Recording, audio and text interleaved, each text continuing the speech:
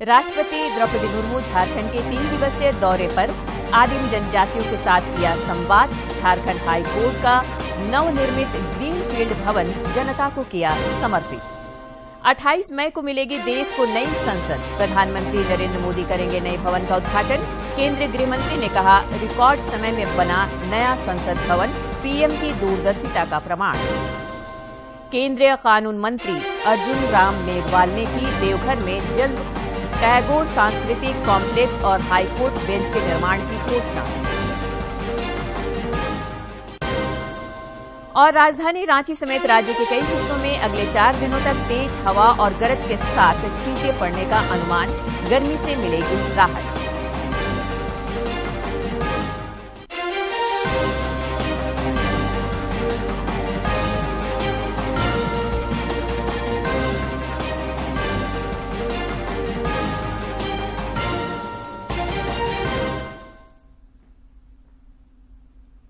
नमस्कार, खबरें झारखंड में आपका स्वागत है। मैं हूं रोज उरांव और अब समाचार विस्तार से। राष्ट्रपति द्रौपदी मुर्मू झारखंड के 3 दिवसीय दौरे पर हैं। दौरे के पहले दिन उन्होंने रांची के धुर्वा में बने हाई कोर्ट के नवनिर्मित भवन का उद्घाटन किया। इस मौके पर सुप्रीम कोर्ट के मुख्य न्यायाधीश DY चंद्रचूड़, राज्यपाल CP राधाकृष्णन, केंद्रीय मंत्री अर्जुन राम मेघवाल, मुख्यमंत्री हेमंत सोरेन और झारखंड हाई कोर्ट के मुख्य न्यायाधीश संजय कुमार मिश्र सहित कई न्यायिक पदाधिकारी मौजूद थे। 165 एकड़ में फैले हाई कोर्ट के इस नए भवन में सुविधाओं का विशेष ख्याल रखा गया है। क्षेत्रफल के दृष्टिकोण से यह देश का सबसे बड़ा हाई कोर्ट परिसर है, जहां अन्याय पर न्याय की जीत होती है। ये है राजधानी रांची स्थित नवीनतम सुविधाओं से लैस 72 एकड़ में फैला झारखंड उच्च न्यायालय। भव्य, अद्भुत और आकर्षक।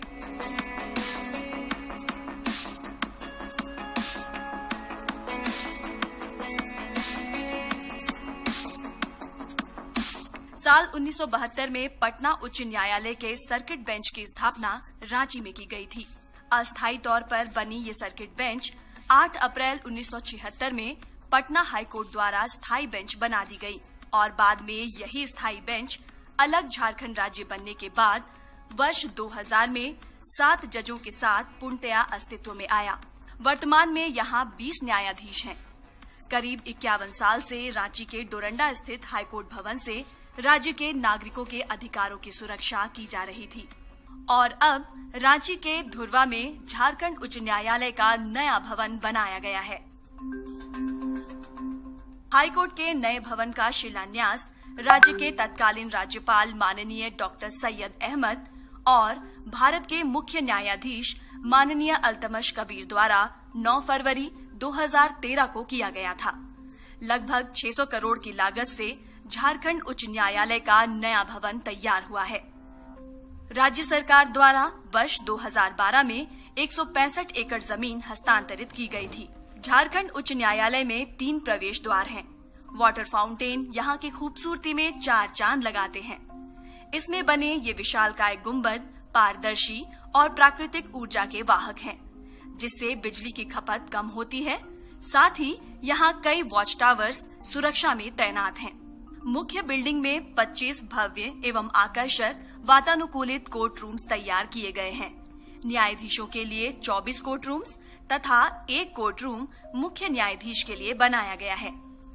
यहाँ इजलास, न्यायाधीश चैम्बर, एंटे रूम, PA का कमरा एवं अत्याधुनिक वीडियो कॉन्फ्रेंसिंग हॉल है। नए भवन में न्यायाधीशों के लिए अलग लाइब्रेरी की व्यवस्था है, जिसमें लगभग 5 लाख किताबें हैं। यहाँ सीनियर एडवोकेट सहित सभी वकीलों के लिए 2 ब्लॉक बनाए गए हैं, जिसमें कुल 540 एडवोकेट चैम्बर्स हैं। अधिवक्ता भवन में वरीय अधिवक्ताओं के लिए निचले तल पर 76 अधिवक्ता प्रकोष्ठ हैं, जिनमें रिक्रिएशन हॉल, पेंट्री तथा टॉयलेट्स की व्यवस्था। और आइए अब आपको लिए चलते हैं झारखंड हाईकोर्ट के नए भवन में, जहां राष्ट्रपति द्रौपदी मुर्मू उद्घाटन समारोह को संबोधित कर रही हैं। Was meant only for the circuit bench. Befitting its new profile, there was obviously the need for larger, the more modern infrastructure to efficiently dispense justice. The new building is truly impressive with its modern amenities and state-of-the-art physical infrastructure. It has a residential complex for the judges and the members of the registry. Apart from lawyers' chambers and the State Bar Council building. What is really notable is that the entire campus is designed and constructed by keeping the principle of energy conservation in mind. On top of it, the afforestation along with the presence of a variety of trees makes it truly a green campus. I am sure this new building of the Jharkhand High Court will inspire other public and private organizations to make the environment the central factor in their projects of similar nature. It is also a necessity in the age of global warming. I congratulate everyone who has contributed to making this project a reality. I find the new campus visually pleasing as well. For those of you working here, it should be a pleasant experience to expend your working hours in this beautiful campus. In the context of working conditions, I would like to point out a trend we have witnessed in recent years. Many court buildings have opened creches so that our sisters can balance their family responsibilities in their work. I am sure the new building would have a provision for a creche. Ladies and gentlemen, this court is a temple of justice. The people of this nation look at courts with faith, and even the language of law reflects that feeling when we use words like pray. People themselves have given courts the power to dispense justice. That is to say, to set wrongs right. They come here with a prayer to get what is just. It is a very serious responsibility indeed. That brings us to a topic on which I have often spoken, namely the question of access to justice. Improving it is always a work in progress. We must constantly endeavor to find new ways to continue that process.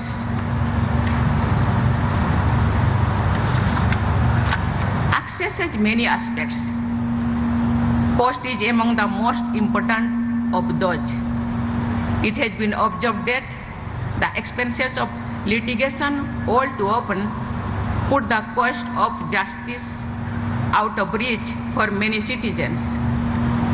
In response, various authorities have taken a number of welcome initiatives, including the opening of free legal counseling cells. Many lawyers to offer pro bono services. I urge all stakeholders to think innovatively and find new ways to expand the reach of justice.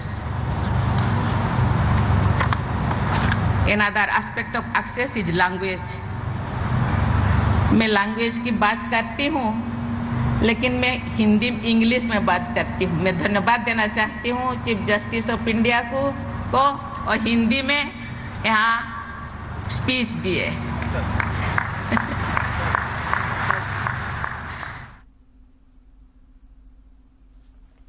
इससे पहले आज राजभवन में राष्ट्रपति ने राज्य की 8 आदिम जनजातियों के प्रतिनिधियों के साथ संवाद किया।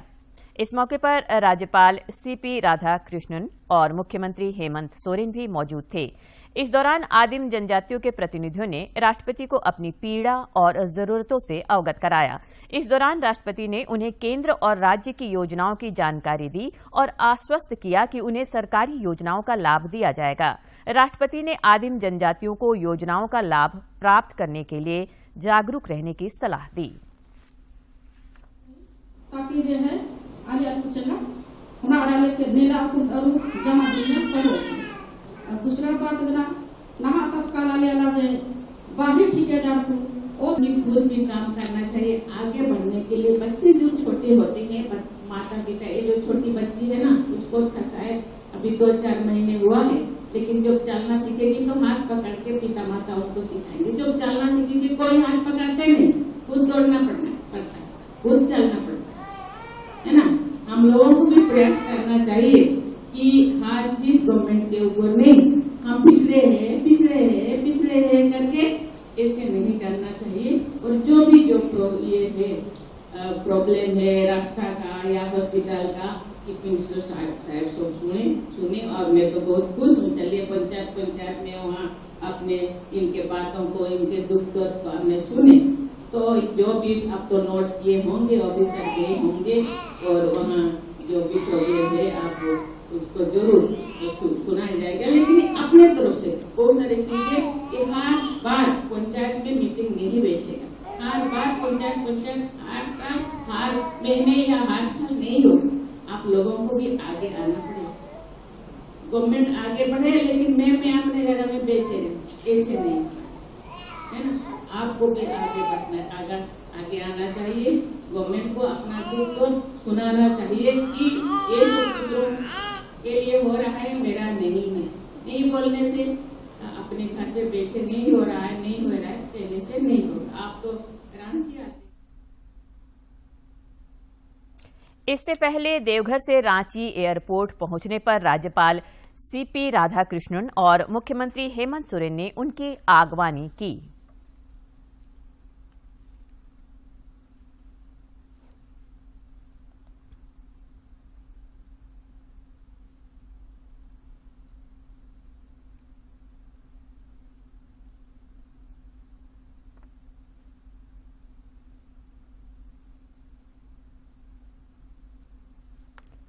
राष्ट्रपति ने रांची के बिरसा चौक पर धरती आबा भगवान बिरसा मुंडा की प्रतिमा पर माल्यार्पण किया और उनके प्रति अपनी कृतज्ञता व्यक्त की।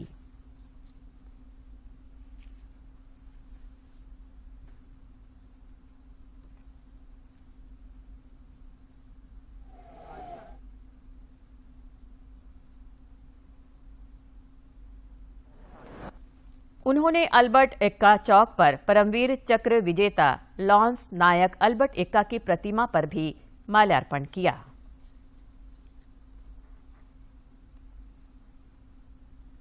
इससे पहले राष्ट्रपति के देवघर पहुंचने पर राज्यपाल सीपी राधाकृष्णन ने उनका स्वागत किया। इस मौके पर केंद्रीय मंत्री अर्जुन राम मेघवाल, राज्य सरकार की ओर से पेयजल एवं स्वच्छता मंत्री मिथिलेश ठाकुर और कृषि मंत्री बादल के अलावा सांसद निशिकांत दुबे भी मौजूद थे। राष्ट्रपति ने बाबा मंदिर में पूजा अर्चना कर अपने दौरे की शुरुआत की। उन्होंने बाबा बैद्यनाथ से देश की समृद्धि और उन्नति की कामना की। बिरसा मुंडा की जन्मस्थली खूंटी राष्ट्रपति के आगमन के लिए पूरी तरह तैयार है। पूरे शहर और कार्यक्रम स्थल को सोहराय पेंटिंग से सजाया गया है। राष्ट्रपति कल यहां महिला सशक्तिकरण कार्यक्रम को संबोधित करने वाली है। इसे लेकर स्वयं सहायता समूह की महिलाओं में खासा उत्साह है। सोहराय पेंटिंग से सजा बिरसा मुंडा की धरती खूंटी महामहिम के स्वागत के लिए तैयार है। लोक कलाकारों ने कार्यक्रम स्थल से लेकर राष्ट्रपति के आवागमन के मार्गों पर सोहराय पेंटिंग के जरिए अपनी हुनर और कला का प्रदर्शन किया है। इसमें जनजातीय समुदाय की जीवन शैली और संस्कृति भी उकेरी गई है। पेंटिंग करने वाले कलाकार भी राष्ट्रपति के आगमन को लेकर उत्साहित हैं। तो हम लोग उसके स्वागत की तैयारी के लिए सोहराय पेंटिंग हर जगह बढ़ा रहे, उसको स्वागत के लिए। जैसे वो आए तो उनकी आंखें ये खूबसूरत दीवारों पे जाए। जैसे कि हम लोग को पता है झारखंड का संस्कृति पेंटिंग का सोहराय पेंटिंग से जुड़ा हुआ है। पट्टी महोदया आने वाली है ना, उसी का तैयारी चल रही है, समझे ना।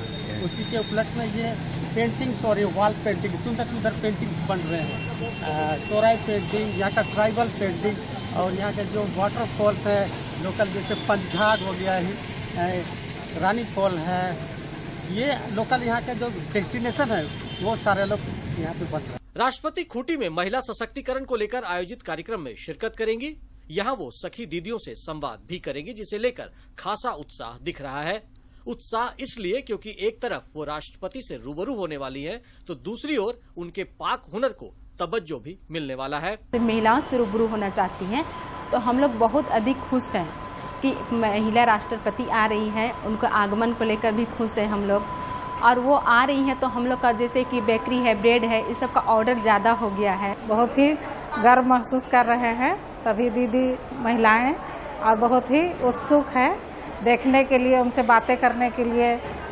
जिस तरह से वो अपने छोटे छोटे कामों से मतलब चलकर उतना बड़ी पद में गई हैं, हम लोग भी उसी तरह छोटे छोटे काम करके कुछ कुछ अपना रोजगार की मात्रा से। खूंटी बाजारटार इलाके में इन दिनों झारखंडी खानों की महक फैल रही है। यहाँ पलाश मार्ट में बेकरी और फूड स्टॉल का संचालन कर रही सखी दीदियां कहती हैं कि राष्ट्रपति के कार्यक्रम को लेकर फूड और बेकरी आइटम की डिमांड तो बढ़ी ही है, यहाँ तक कि इन सखी दीदियों के पास एडवांस बुकिंग भी हो रही है। हम लोग बहुत उत्साहित हैं, राष्ट्रपति मैडम आ रहे हैं इसलिए हम लोग प्लस मार्ट में दीदी कैफे चलाते हैं। यहाँ पीठा, इडली और खाना हम लोग बनाते हैं। उस दिन राष्ट्रपति मैडम से सीधे बात करेंगे खूंटी की महिलाओं से, और काम करने में बहुत मजा भी आ रहा है। और हम लोग का महिला समिति में कम से कम 2-2.5 हजार महिला लोग एक साथ में हम लोग सब काम करते हैं। अपना रोजगार से सब दीदी लोग जुड़ी हुई है। राष्ट्रपति द्रौपदी मुर्मू खूंटी में महिलाओं से मुखातिब होंगी तो निश्चित ही यहाँ की महिलाओं को आगे बढ़ने की प्रेरणा मिलेगी। विरसा कॉलेज ग्राउंड में विभिन्न महिला समूह अपने अपने स्टॉल भी लगाएंगी और अपनी पाक कला का प्रदर्शन करेंगी। खूंटी से ज्योत्सना और ऋषि कुमार के साथ मैं दिवाकर कुमार। प्रधानमंत्री नरेंद्र मोदी ने आज ऑस्ट्रेलिया के प्रधानमंत्री के साथ सिडनी में द्विपक्षीय वार्ता की। इस दौरान कई मुद्दों पर दोनों देशों के बीच सहमति बनी। बैठक के बाद एक संयुक्त प्रेस बयान में प्रधानमंत्री नरेंद्र मोदी ने कहा कि दोनों देशों के बीच संबंध परस्पर विश्वास पर आधारित है।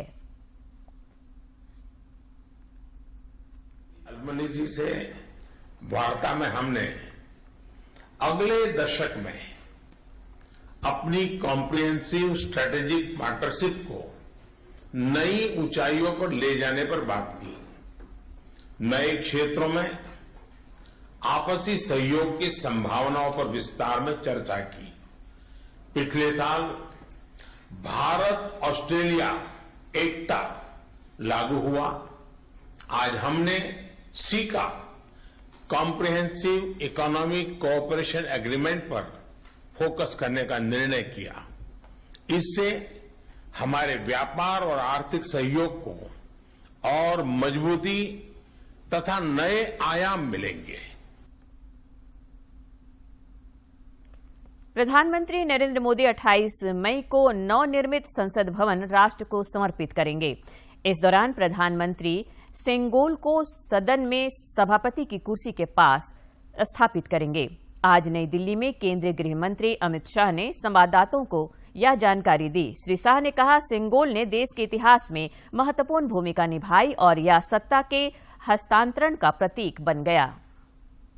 एक प्रकार से ये नया संसद भवन प्रधानमंत्री जी की दूरदर्शिता का प्रमाण है, जो नए भारत के निर्माण में हमारी सांस्कृतिक विरासत, परंपरा और सभ्यता को आधुनिकता से जोड़ने का एक सुंदर प्रयास है। इस नई संरचना को रिकॉर्ड समय में बनाने के लिए करीब करीब 60,000 के आसपास श्रम योगियों ने अपना योगदान दिया है। इस अवसर पर प्रधानमंत्री जी इस सभी श्रमयोगियों का सम्मान भी करेंगे।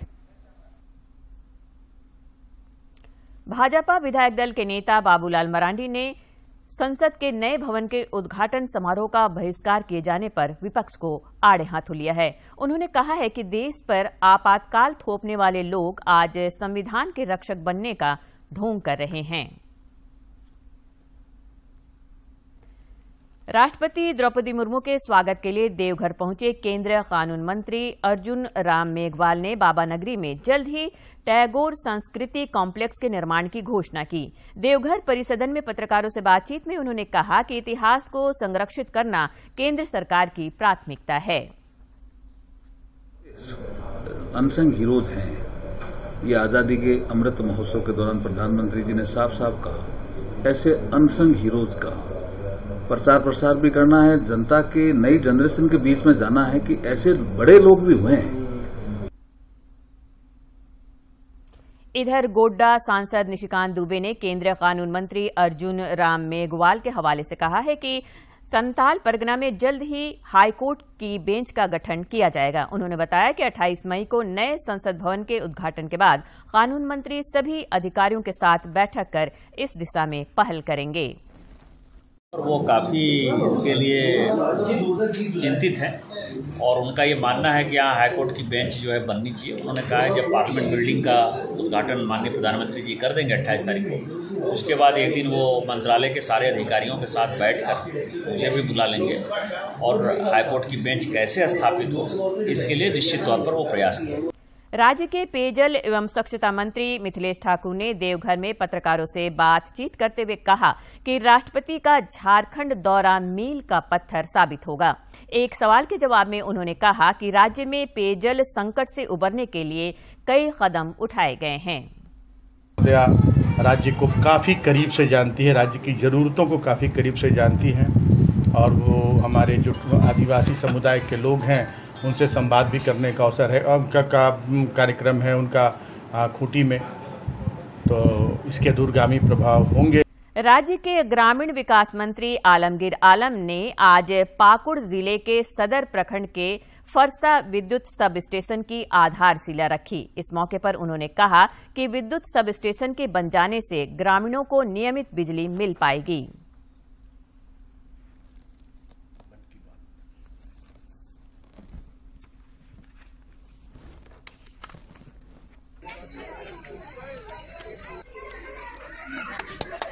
ताली काहे नहीं बजाता है? वो ताली में क्या हो?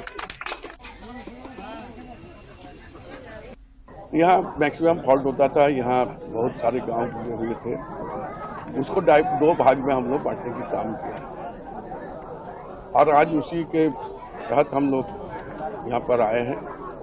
एक सब स्टेशन अगर हम लोग यहाँ बना देते हैं तो निश्चित तौर पर छोटे मोटे फॉल्ट के चलते पूरा 19 किलोमीटर लंबाई जितने भी गांव पड़ते बिजली गुल हो जाता है। प्रधानमंत्री नरेंद्र मोदी 28 मई को मन की बात कार्यक्रम के जरिए देशवासियों के साथ अपने विचार साझा करेंगे।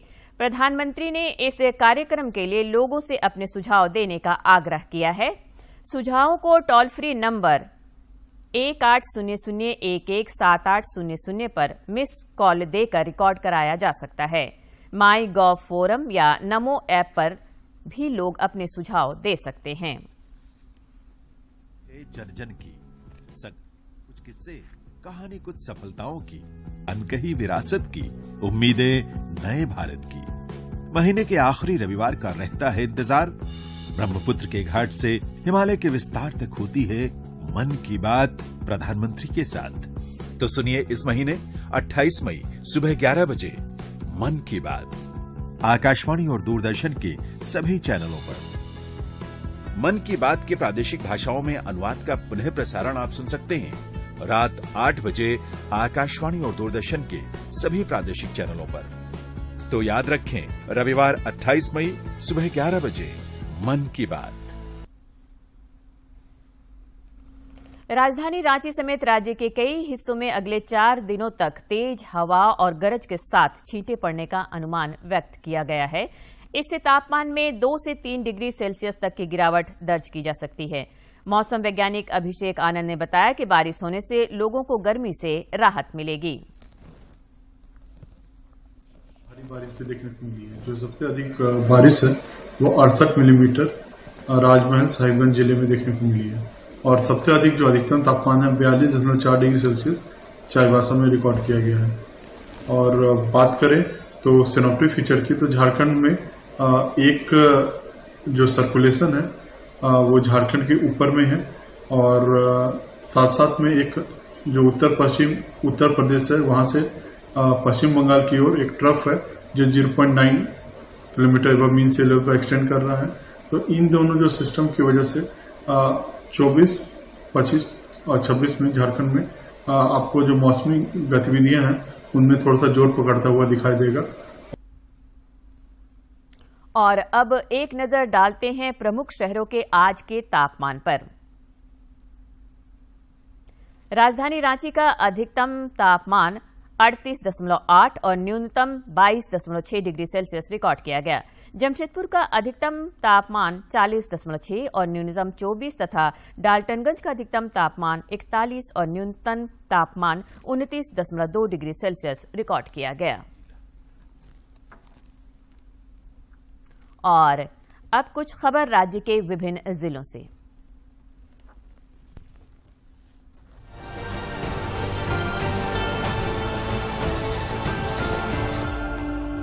गुमला जिले में विधि व्यवस्था, सुरक्षा, सुदूरवर्ती क्षेत्रों और संदेहास्पद स्थानों पर निगरानी को और बेहतर बनाने के प्रयास किए जा रहे हैं। इस सिलसिले में जिले में 100 से अधिक पुलिसकर्मियों को ड्रोन कैमरा चलाने का प्रशिक्षण दिया जा रहा है। यह प्रशिक्षण कल तक चलेगा। गुमला जिले के उपायुक्त सुशांत गौरव ने बाजार समिति की बैठक की। इस दौरान उन्होंने बाजार समिति परिसर को जोन में बांटकर दुकानों को आवंटन करने और नए दुकानों का निर्माण कार्य 15 जून तक पूर्ण करने के निर्देश दिए। हजारीबाग जिले में उपायुक्त नैन्सी सहाय ने जनता दरबार आयोजित कर लोगों की फरियाद सुनी। इस दौरान उन्होंने सुदूरवर्ती क्षेत्रों से अपनी समस्याओं को लेकर समाहरणालय आए लोगों से मुलाकात की और संबंधित विभाग के अधिकारियों को मामलों के निष्पादन का निर्देश दिया। जामताड़ा जिले में उपायुक्त ने मध्याह्न भोजन योजना अंतर्गत जिला स्तरीय स्टेयरिंग सह मॉनिटरिंग कमेटी की बैठक की। बैठक में सभी विद्यालयों में मूलभूत सुविधाएं अनिवार्य रूप से उपलब्ध कराने सहित बच्चों को निर्धारित मेनू और मात्रा के साथ पौष्टिकता के मापदंड के अनुसार मध्याह्न भोजन उपलब्ध कराने का निर्देश दिया। साहिबगंज जिले में उपायुक्त ने पहाड़िया ग्रामों की विद्यालय, आंगनबाड़ी केंद्र, तालाब निर्माण, विद्युत आपूर्ति, पेयजल पूर्ति एवं अन्य मूलभूत व्यवस्थाओं का निरीक्षण किया। उपायुक्त ने परते मांगो गांव में पेयजल एवं आंधी में बाधित हुई विद्युत व्यवस्था को तत्काल बहाल करने का निर्देश दिया। पाकुड़ जिले के उपायुक्त ने नीति आयोग के विभिन्न आयामों के तहत संचालित योजनाओं की प्रगति की क्रमवार समीक्षा की। निर्धारित 5 आयामों स्वास्थ्य, पोषण, शिक्षा, कृषि, जल संसाधन, वित्तीय समावेशन के कार्यों के संबंध में उन्होंने क्रमवार जानकारी ली और संबंधित विभागों के अधिकारियों को जरूरी दिशा निर्देश दिए। पाकुड़ के उपायुक्त ने पेयजल एवं स्वच्छता विभाग की भी समीक्षात्मक बैठक की। बैठक में सूखा कचरा एवं गीला कचरा तथा प्लास्टिक प्रबंधन को लेकर कार्य योजना बनाने का निर्देश दिया। बैठक के बाद उन्होंने बताया कि पंचायत एवं प्रखंड स्तर पर कचरा ढोने वाले वाहन खरीदे जाएंगे। सभी गांवों को कचरा मुक्त बनाने का लक्ष्य रखा गया है।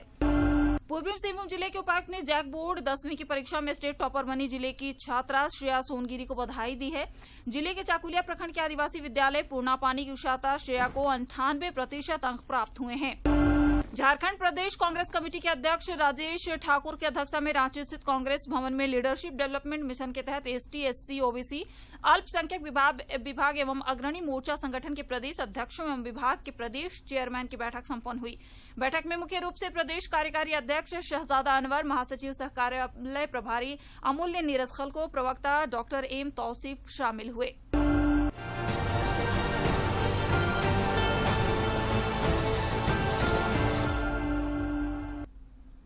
अंत में मुख्य समाचार एक बार फिर।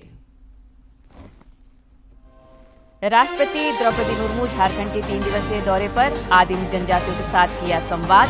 झारखंड हाई कोर्ट का नवनिर्मित ग्रीनफील्ड भवन जनता को किया समर्पित।